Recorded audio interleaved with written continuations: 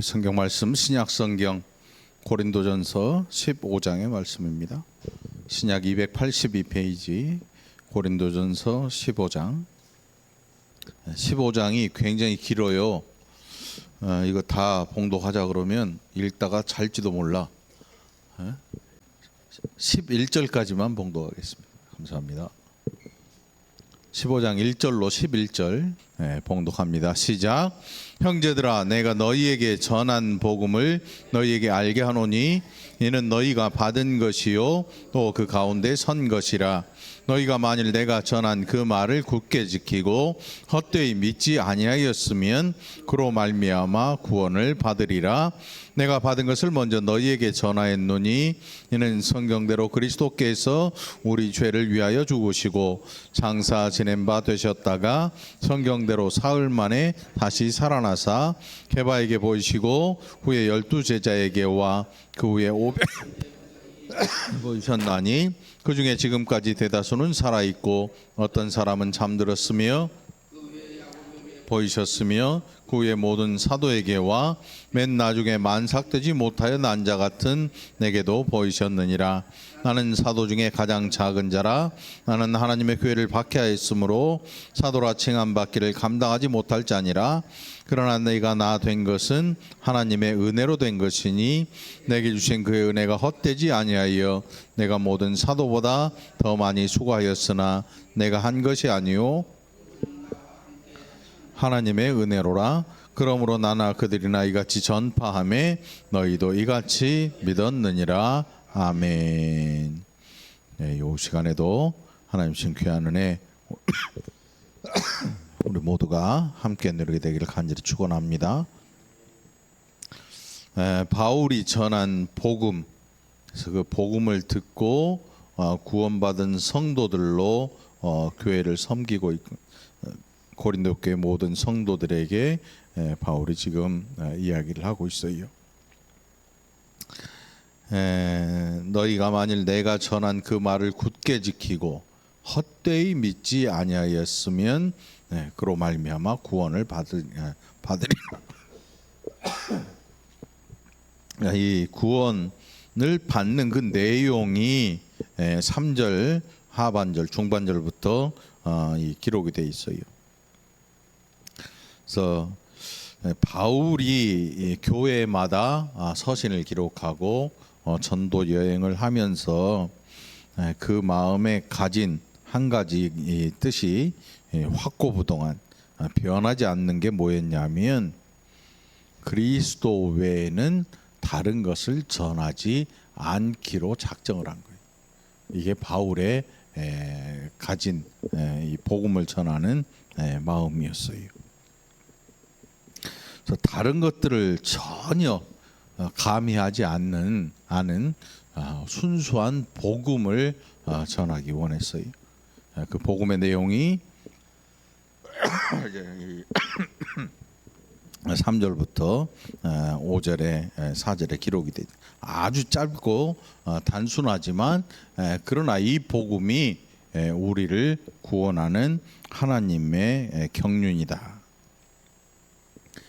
그래서 이는 성경대로 그리스도께서 우리 죄를 위하여 죽으시고 로마 사람은 저 왜 예수라는 사람이 나무에 달려 죽어버렸을까?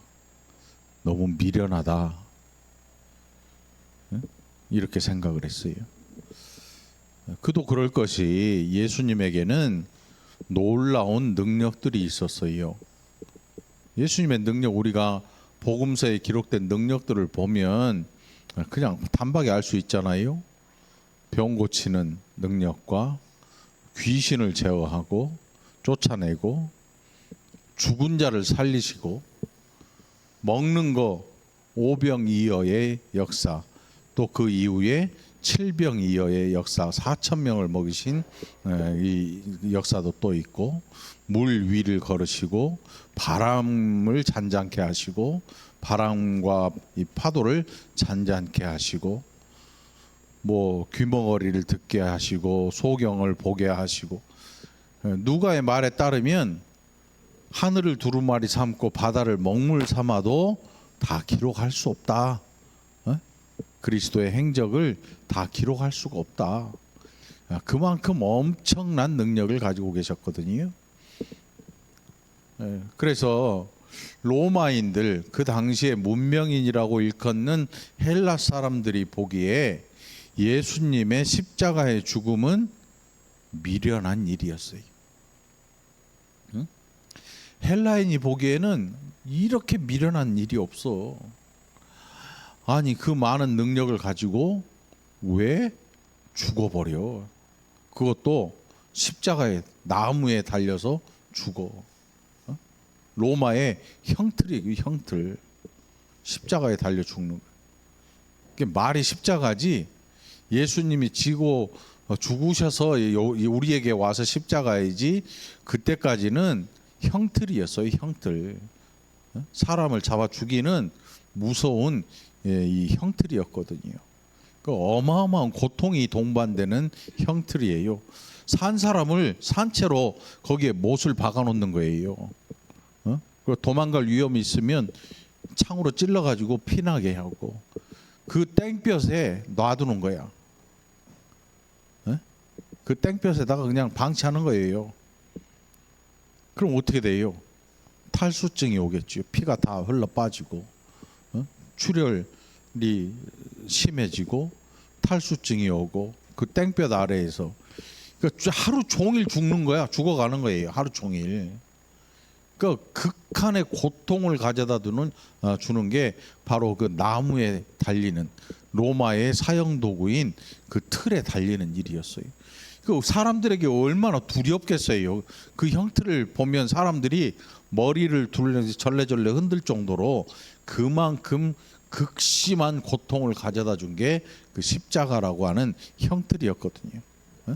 근데 예수님께서 그 엄청난 능력을 가지시고 그 나무에 달려 죽어버렸으니까 헬라인들이 보기에 그것은 미련한 일이었어요. 미련한 일. 옛날 가난했던 보릿고개 있던 시절들, 우리 박 장로님 보릿고개 지내보셨죠? 고 장로님 보릿고개 아셔요? 보릿고개. 말은 들어봤어. 부잣집 아들이었거든. 포목상. 보릿고개. 안 굶어본 사람은 모를 거야 아마 그때. 굉장히 힘들고 어려운 그런 시절이 있었지요. 그 보릿고개 지금 요즘 아이들한테 얘기해. 야, 그때는 너무 먹을 게 없어가지고 소나무 껍질 안에 부드러운 피 벗겨 먹고 풀 뽑아가지고 풀뿌리 삶아 먹고, 고구마 한 개 있으면 온 집안이 먹으려고 그걸 익혀가지고 국으로 삶아 먹고, 그걸 가만히 듣고 있던 애가 뭐라 그래요? 할아버지, 그건 라면이라도 먹지 그랬어. 응? 편의점 가서 사발면이라도 먹지. 이해를 못하는 거지요. 이해를 못해. 이해를 못하는 거예요. 시대가 다르니까. 그러니까 예수님의 십자가의 죽으심, 로마 사람들은 그것을 이해할 수가 없었어요. 그게 시대가 다른 것도 아니고 그 능력이 로마에서 있었다면 로마의 황제가 되고도 남음이 있었을 거예요. 그래서 제자들은 그거 하나 믿고 유대의 왕이 되는 순간만 목이 빠져라 기다렸거든요. 눈이 빠져라 기다렸죠. 자, 히브리 사람들이 보기에 예수님은 저주받은 사람이었어요. 율법에 나무에 달린 자마다 저주를 받은 자였거든요. 히브리 사람들에게도 예수님의 죽음은 말도 안 되는, 야, 정말 이게 말이 되냐 할 정도로 저주스러운 죽음이었어요. 예수님이 저주받을 일을 하지 않았다는 걸 그들도 너무나 잘 알고 있어요. 예수님이 죽으신 이유는 저주받을 일을 했기 때문이 아니고 저주받을 자들을 깨우치는 일로 말미암아 죽으신 거거든요. 무슨 얘기냐면 바리새인과 사두개인, 대제사장 무리들, 이 사람들에게 하나님 나라의 올바른 복음을 전했어. 너희 그렇게 살지 마라, 너희야. 너희가 그렇게 살면 안 된다. 너희의 껍데기는 하얀데 속에는 죽은 해골이 들어있지 않느냐. 이 회칠한 무덤들아, 독사의 자식들아. 그러니까 그 당시에 이 사회를 이끌어가는 그 정치적인 무리들에게 예수님은 크나큰 걸림돌이었어요. 그래서 잡아 죽인 거거든. 로마 사람하고 힘을 합쳐서 잡아 죽인 거예요. 율법에 나무에 달린 자마다 저주받은 자라. 그 저주를 예수님께서 감당하셨어요.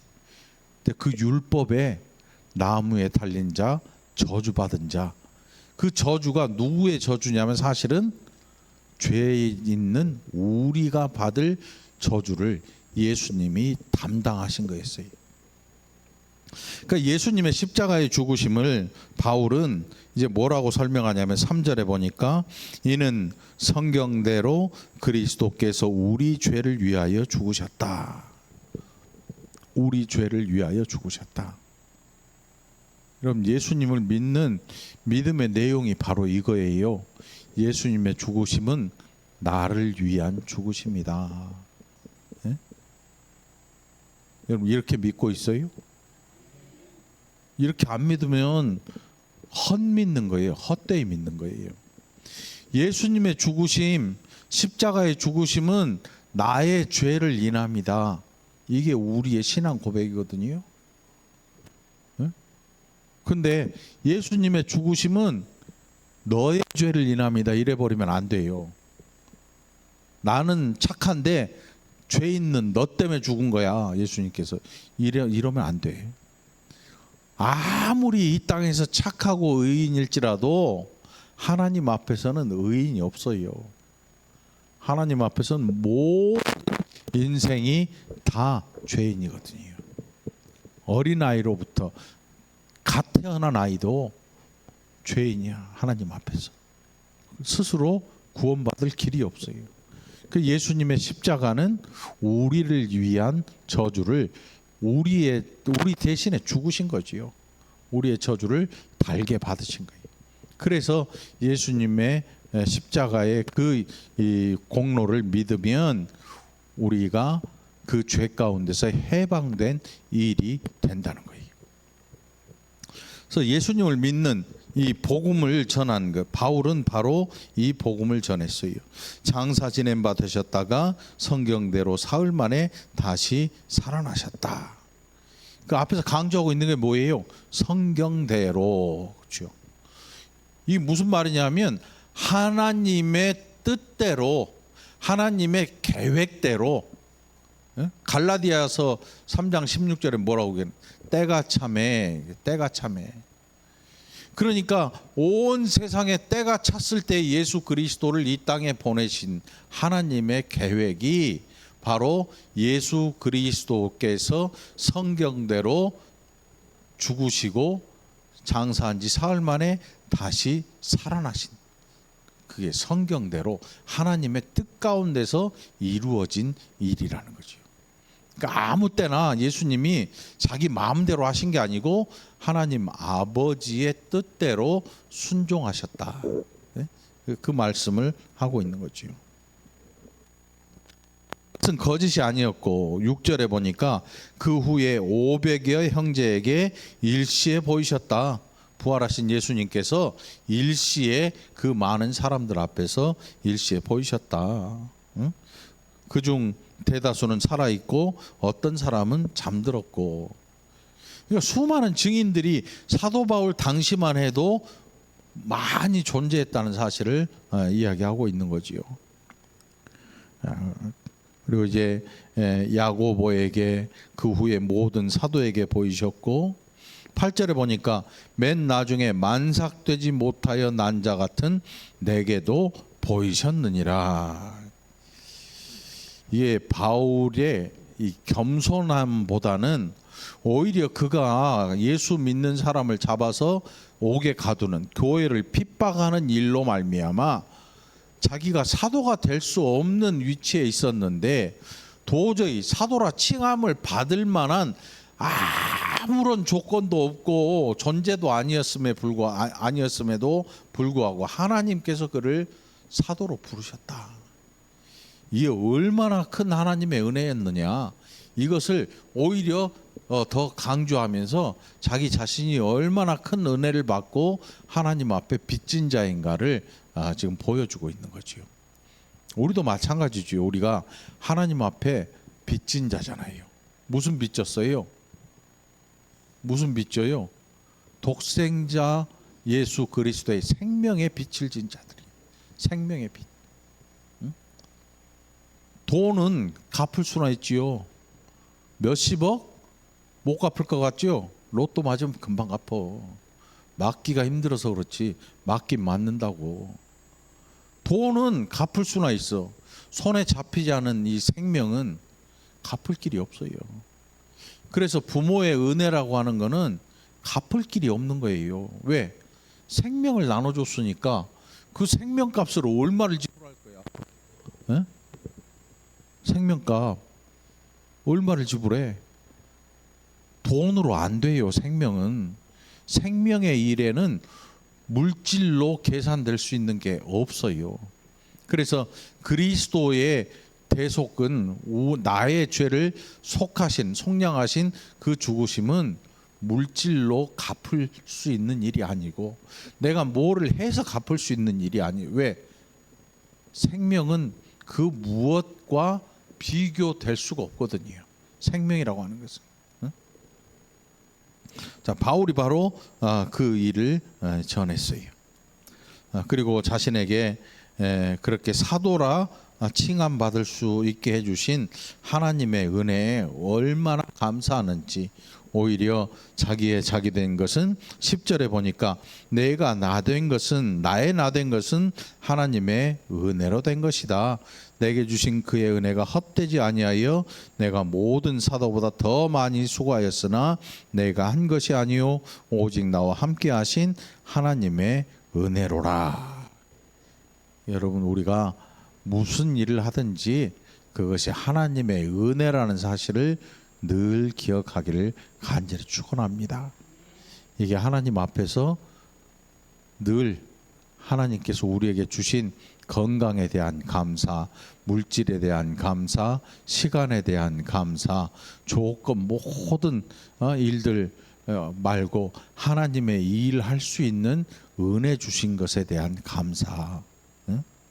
이런 감사들이 일하는 자에게 넘쳐나야 되는 이유가 바로 여기에 있는 거지요. 나의 나된 것은 하나님의 은혜다. 돈으로 하는 일이 아니에요. 돈으로 하는 일도 아니고 건강 있다고 해서 하는 일이 아니에요. 세상에 나가면 건강한 사람들 철철 넘쳐나요. 우리 교회 권사님들, 장로님들 다 종합병원이잖아. 모아놓으면 기가 막힌 병원 세울 수 있어. 연구 대상들 많아. 앞에서부터 쭉 해봐요. 고장로님 발목부터 시작해서 쫙 훑고 올라오면 당뇨에, 고혈압에, 눈 여기 수술한 거에, 뭐 박 권사님 디스크제, 뭐 관절, 이용 권사님 뭐 있어 또 자만화, 뭐 별 박 장로님 또 작잖아. 안 컸잖아요. 저랑 같이. 혼자면 외롭겠지만 제가 있어서 외롭지 않아요, 장모님. 네. 그렇잖아. 문 권사님 또 칼슘 부족하지. 그러니까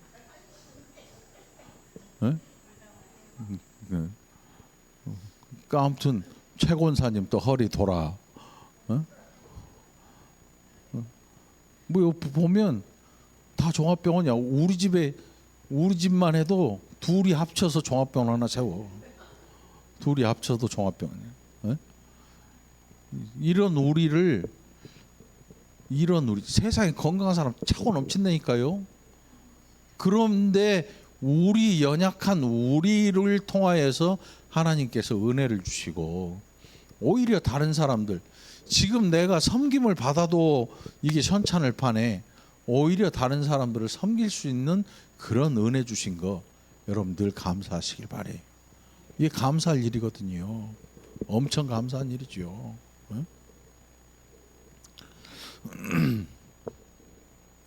자, 그래 바울의 은혜, 바울에게 주신 은혜, 다른 사도보다 더 많이 수고하였다, 이 말이 자기 생색내는 얘기가 아니야.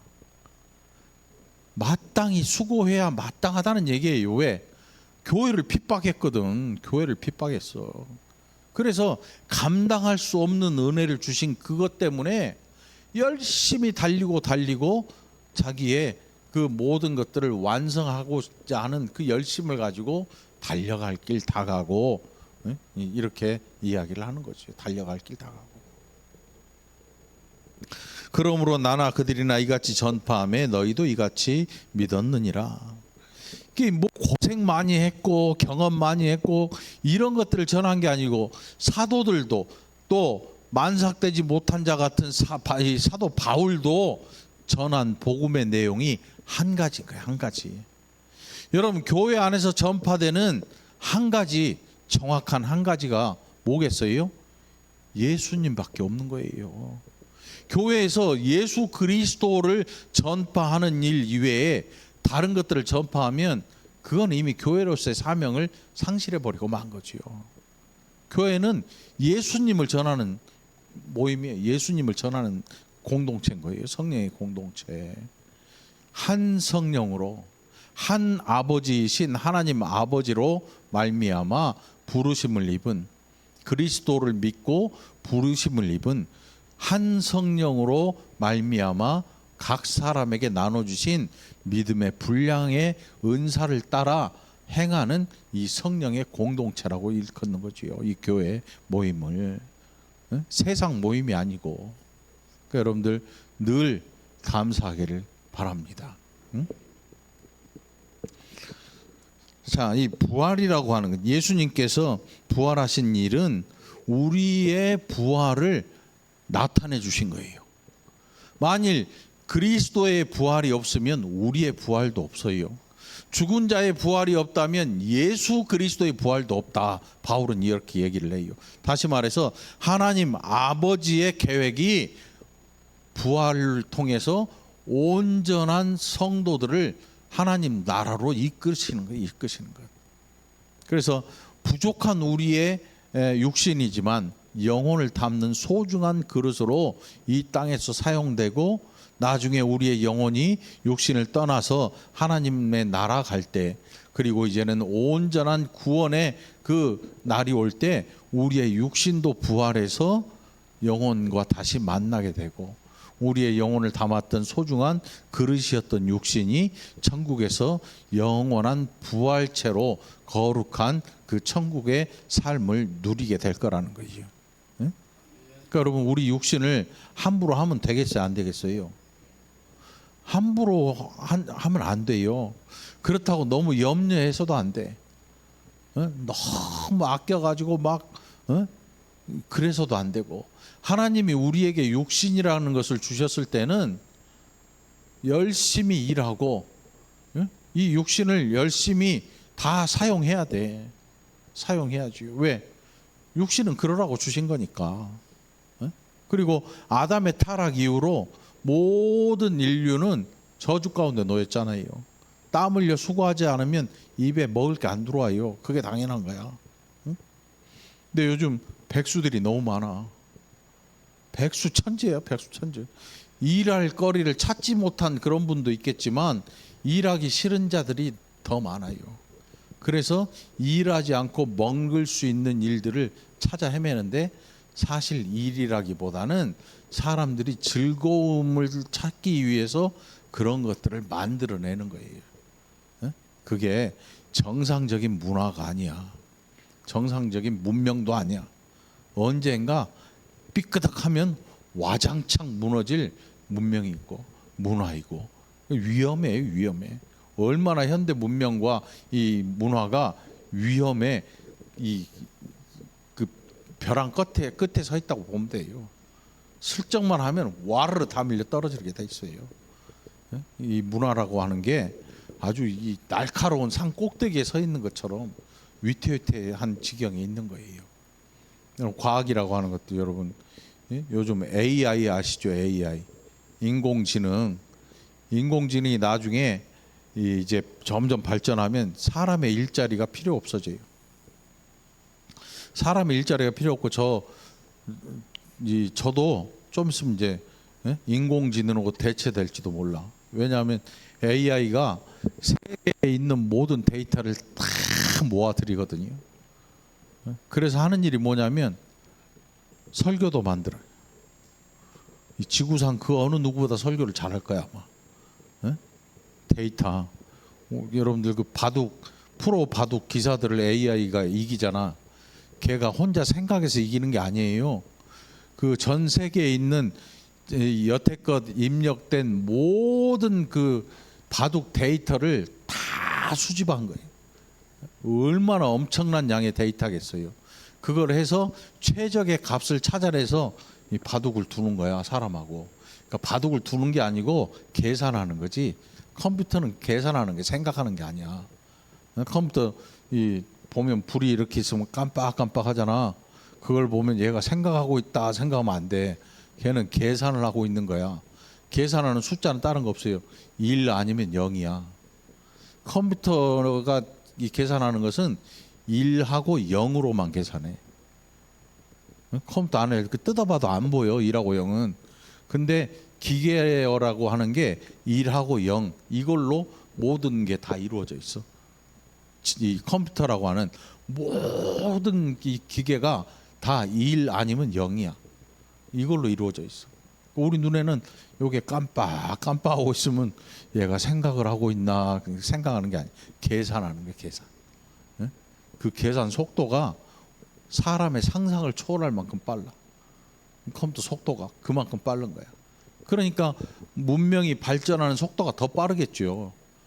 옛날에는 사람 손으로 과학자들이 직접 수학을 막 풀고 계산하고 해가지고 뭐 차도 진짜 만들어가지고 들이박아보고 했는데, 지금은 차를 그냥 컴퓨터로 만들어서 실물로 안 들이박아도요, 컴퓨터로 먼저 만들어보고 시뮬레이션 해가지고 꽝 박으면 어떻게 휠지가 나와.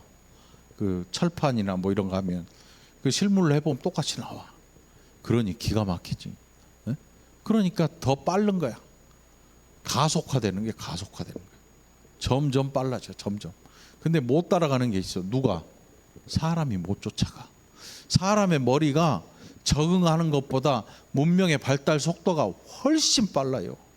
훨씬 빨라. 그러니까 우리는 지금 6.25 겪은 분들, 일제강점기 겪은 분들은 별로 없죠. 돌아가시고. 그런 분들 한번 사고가 어떻게 돼 있어요? 그래서 나온 말이 뭐예요? 라떼, 꼰대. 꼰대가 뭐예요? 자기 살던 그 시절을 지금까지도 고집하고 끄집어내서 다른 사람에게 강요하는 사람을 뭐라 그래요? 꼰대라 그러냐, 꼰대. 라떼는 말이야. 이런 그 문명의 속도를 사람의 머리가 따라가질 못하는 거예요. 우리 여기 제일 젊은 권지혜 쌤 있잖아.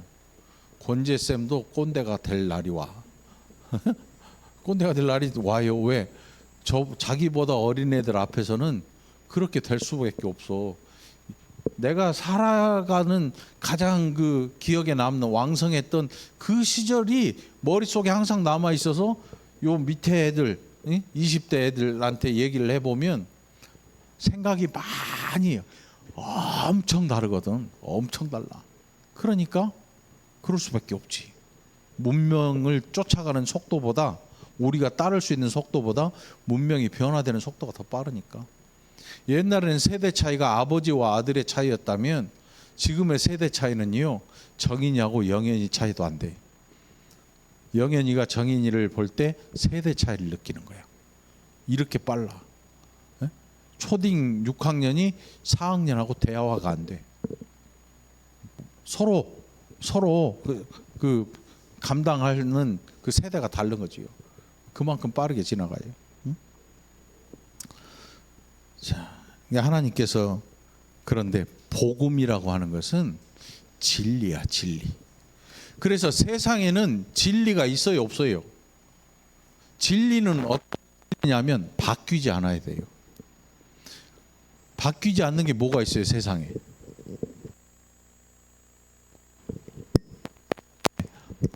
복음 빼고 예수님 빼고 진리가 있어요, 없어요? 자신해요? 해가 어디서 떠요? 동에서 떠서 어디로 집니까? 여러분 살아 평생 해가 안 뜬 적 있어요? 에? 없지요. 그러면 해가 떠가지고 서로 서쪽으로 안 지고 북쪽으로 혹시 날아간 적 있어요? 그럼 그거 진리 아니야? 에? 네. 자연 현상은 진리가 아니야. 왜냐하면 자연 현상은 누가 정해 놓으셨냐면 하나님께서 창조하시면서 그냥 정해 놓은 질서야. 그 질서들을 자연은 따라하는 것뿐이야. 그대로 말씀에 붙들려서 따라하는 거예요.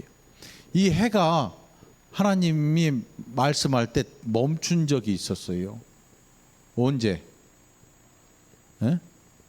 전쟁할 때 이스라엘이 애굽에서 나와가지고 광야길 가는데 아말렉 족속들이 전쟁 걸어가지고 오니까 여호수아가 손을 들어서 하나님한테 이 해 좀 멈추게 해달라고. 해가 멈췄어요. 아하스라는 사람이 이 낮 길이가 해가 뒤로 가버렸어. 해가 이렇게 와도 이렇게 가야 그림자가 길어졌다가 저쪽 반대로 이렇게 넘어가잖아. 근데 누군가 기도할 때 일형표가 있는데 이렇게 해가 이렇게 비추는데 이렇게 왔는데 뒤로 가게 해달라고 기도하니까 뒤로 가버렸어. 해가 뒤로. 진짜로 성경에 기록돼 있잖아요. 그래서 진리는 변하면 안 돼. 그건 진리가 아니야. 이미 해나 달이고 다 변했어. 진리가 될 수가 없어요. 그래서 내가 길이요 진리요 생명이니 말씀하신 예수님께서 왜 진리가 되시는가 하면 그분은 변함없으세요. 그분의 계획에 있어서 변함없으시고 그분의 구원에 있어서 취소가 없어요. 변함이 없어요. 어느 누구도 이 구원의 계획을 망가뜨리지 못해요. 그래서 진리가 되시는 거예요. 하나님과의 언약을 100% 지키셨어요. 율법을 완성하셨잖아요. 그 언약을 지켜내셨어요. 진리는 이거예요. 이게 진리예요. 변하지 않아야 돼. 그래서 하나님은 변하지 않으세요. 하나님의 계획이나 어느 누구도 변화시킬 수 없어요. 하나님이 말씀하신 것은 반드시 이루어지는 거예요. 그게 진리야. 자, 그리고 부활이라고 하는 것도 마찬가지죠. 부활, 그리스도의 부활은 우리의 부활을 이야기해요. 보여주세요. 그리고 죽은 자의 부활이 없다면 그리스도도 부활하지 않았을 거라고 바울은 이야기를 하고 있습니다. 그래서 예수님의 부활은 잠자는 자들의 첫 열매였다. 20절에 그렇게 기록하고 있죠. 그러나 이제 그리스도께서 죽은 자 가운데서 다시 살아나사 잠자는 자들의 첫 열매가 되셨도다. 성도들이 영혼의 이 안식에 들면 영원한 안식에 이 죽음이라고 얘기하죠. 소천했다, 뭐 죽었다 이렇게 얘기하잖아요. 성도들을 향해서는 죽었다는 표현을 쓰지 않아요. 왜냐하면 잠자는 자라 표현해요. 잠자는 자. 왜? 부활할 때 일어날 거기 때문에 영원한 안식에 들어갔다. 그래서 우리가 하나님의 부르심을 입었다, 아니면 잠들었다 이렇게 표현하죠. 잠자는 자들.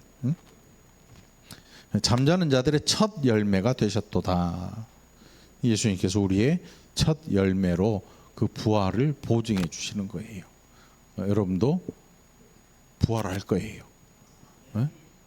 근데 이제 부활할 때에 대한 여러 가지 상상들이 많은데 그거는 부활이라고 하는 거는 우리의 상상을 초월하는 거죠. 그래서 부활한 이후에 우리의 살아왔던 모습은 몇 살 때 모습일까? 뭐 90세에 돌아가셨는데 그러면 90세의 모습으로 지팡이 짚고 나타날까? 남편은 40대 죽어서 청산과부가 돼가지고 살았는데 그러면 90세 할머니하고 40대 남편이 부활해서 만나면 서로 알아볼 수 있을까? 별 걱정을 다 하는데 그런 걱정을 붙들어 매. 걱정할 일이 없어. 천국에는 시집 가거나 장가 가는 일이 없어. 그 우리의 결혼하고 이거는 이 세상에서의 일이지 천국의 일이 아니거든요. 그러니까 우리는 그런 걱정을 할 필요가 없는 거죠.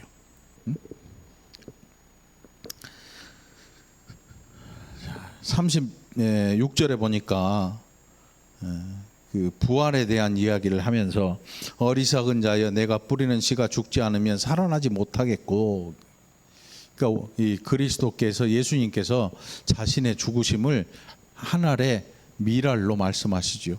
하늘의 밀이 땅에 떨어져 썩어져 죽지 아니하면 다시 그곳에서 나오지 밀이 나타나지 못하는 거죠. 싹이 트지 못하는 거죠. 죽으면 많은 열매를 맺는다고 말씀하시잖아요. 바로 우리의 부활도 마찬가지예요. 그리스도의 부활로 말미암아 우리도 그리스도의 열매로 나타나는 부활을 맞이하게 될 거예요. 첫사람 아담은 흙에서 나서 흙에 속한 자예요. 흙에 속한 자. 아담은 죄로 말미암아 타락했고, 둘째 아담이신 예수 그리스도께서는 땅에서 나신 분이 아니고 하늘의 성령으로 말미암아 잉태하시고 하나님의 아들로 이 땅에 오셨어요. 그래서 그가 죄에 속하지 아니하시고 잠자는 자들의 첫 열매로 우리의 부활의 보증이 되셨고, 하늘에서 나신 자로 47절에 둘째 사람은 하늘에서 나셨다 이렇게 얘기를 하고 있어요. 그러니까 예수님을 믿는 이 일은 헛일이 되는 게 아니에요. 57절 우리 주 예수 그리스도로 말미암아 우리에게 승리를 주시는 하나님께 감사하노니 그러므로 내 사랑하는 형제들아 견실하며 흔들리지 말고 항상 주의 일에 더욱 힘쓰는 자들이 되라. 이는 너희 수고가 주 안에서 헛되지 않은 줄 알미라. 우리의 믿음이 헛되지 않아요, 여러분. 결코 헛되지 않아요. 우리의 땀 흘려 수고하는 모든 일과 그리스도 안에서 땀 흘려 수고하는 모든 일과 다른 사람을 섬기는 이 모든 일들이 헛되지 않는 거예요. 헛된 일이 없어요. 하나님 안에서 헛된 게 없어요. 하다못해 이 땅에서 사는 어떤 생물도 어떤 게 그렇지? 얘는요 버릴 게 하나가 없어요. 그런 게 있죠. 그게 뭐가 있지? 장어 민물 장어집에 가봐요. 구이 2인분 주세요. 그러면 장어를 착착착착 썰어가지고 숯불에 차작착착 구워가지고 일렬로 줄 쫙 세워놓으면 장어 살이 노릿노릿하고 오잖아. 장어를 탁 폼내고 먹고 있으면 주인이 뭐 갖다 줘요? 또 장어 뼈 튀김 아작아작 씹어먹고 좀 있으면 꺽 틀어먹어. 이 쑤실만 하면 장어탕이 찌개 들려가지고 착 갖다 놓지. 거기 뭐 들었어요? 장어 뼈, 장어 머리. 고장님 잘도 안 해요. 버릴 거 하나도 없어. 장어 꼬리는 당연히 먹겠지. 뭐 뼈, 내장 그 탕 끓인데 다 들어가고 버릴 게 아무것도 없어. 그런데 여러분 장어보다 귀하잖아. 장어처럼 먹히는 존재가 아니고 장어를 잡아 먹잖아. 그리고 우리가 그리스도 예수 안에서 하는 모든 일들은 장어보다 귀하잖아, 여러분. 장어만 못해? 헛된 일이 없어요. 버릴 거 하나도 없어요. 버릴 거 하나도 없어. 그러니까 여러분 마음에 늘 육신의 고단함 이거 하나님이 주시는 은혜로 이겨낼 수 있길 바라요. 우울함도 이겨내시고 우리 잠안 오는 것도 이겨내시고요. 복음은 능력이야. 하나님 나라의 능력이거든요. 이 복음은 그 안에 어떤 놀라운 능력이 있는지 알 수도 없이 풍성해. 그 은혜의 풍성함은 말로 다 할 수 없어요. 어렵고 힘들고 부족한 것 하나님의 은혜에 맡기세요. 그러면 하나님이 채워주셔요. 하나님이 채우셔요. 그래서 더욱더 풍성해지게 하시죠. 이것을 이 한 주간 누릴 수 있는, 또 누리는 저와 여러분 되기를 간절히 축원합니다. 기도합시다. 하나님 감사합니다. 우리에게 주신 이 놀라운 은혜, 우리의 일평생 누리고 나누며 또한 부족함 없이 풍성한 은혜 세상에 전할 수 있는 믿음의 백성 되게 하시옵소서. 감사드리옵고 예수님 이름으로 기도합나이다. 아멘.